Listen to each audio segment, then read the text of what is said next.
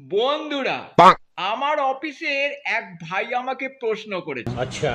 বলছে, দাদা তোমার তো অনেক অভিজ্ঞতা হলো, বলো তো লাভ ম্যারেজ ভালো নাকি অ্যারেঞ্জ ম্যারেজ ভালো? আমি তখন তাকে বললাম, দেখ এই প্রশ্নটা শুধু তোর একার নয়, যারা এখনো বিয়ে করেনি এই প্রশ্নটা কিন্তু সবার, তাই জন্য সবাইকেই আমি উত্তর দিচ্ছি। ठीक है। তবে এটা তোমরা এমনি ভাবে বললে বুঝবে না, একটা উদাহরণ দিয়ে বলছি, শোনো। वाह जी, बोलिए प्लीज। ধরো তোমাদের বাড়িতে আজকে খাসির মাংস হয়েছে।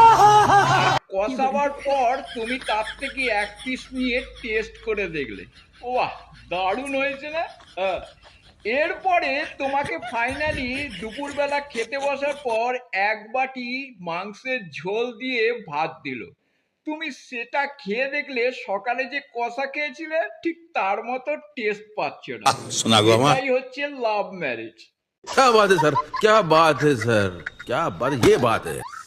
আর তুমি যদি কষা মাংস টেস্ট না করে ফাইনালি দুপুরবেলা এক বাটি খাসির মাংসের ঝোল দিয়ে খুব তৃপ্তি সহকারে ভাত খাও, তখন সেটা হবে অ্যারেঞ্জ ম্যারেজ। বুঝো না এই ব্যাপারটা।